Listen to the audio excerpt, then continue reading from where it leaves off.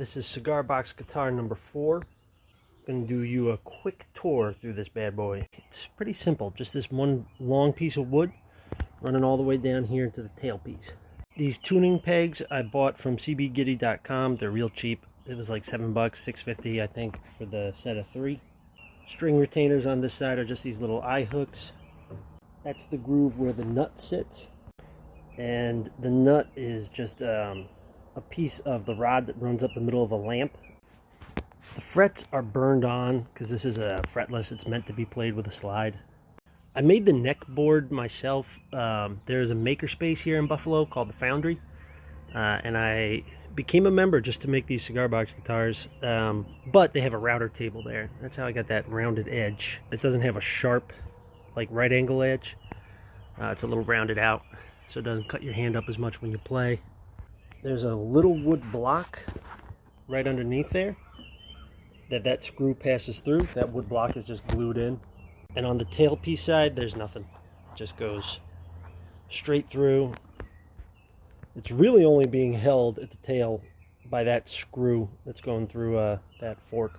To get the fork into that shape, I literally just took an old fork and put it in the vice grip bench on my workbench, and just took a pair of pliers and just worked it into that shape. The pickup I made myself. This is just a guitar jack that I got off of Amazon, and then underneath there I soldered it to this piezo. There is a little bit of a taper cut into the tail. It's thicker on this side and then gets thinner as it goes down. There's 2 reasons why I did that. One is it puts a little bit of a gap in between the piezo and the lid of the box.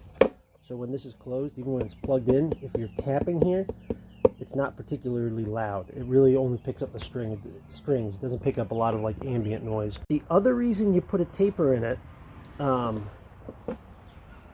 you can't really see it when it's unstrung, but what it does is makes it so it's a little bit bent back,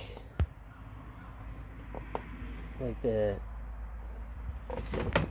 So if I'm holding the neck kind of level, the box actually tips it down. It buys you an extra like 1/4 of an inch down here on this end, where you strum. It's got a high action over here and like normal action over there, and that way you don't accidentally tap the cigar box with the pick when you're strumming.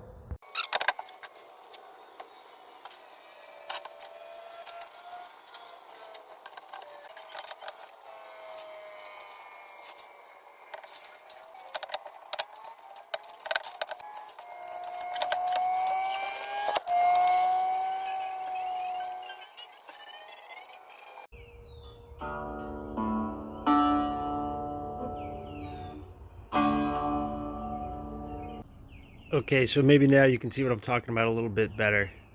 See how the strings are kind of close here, and then as I move down the body they go up? That's the result of that taper that I cut in the neck as it runs through the body. So that buys you a little bit of extra space back here where you're actually strumming, so you're not tapping the pick up against the body of the guitar.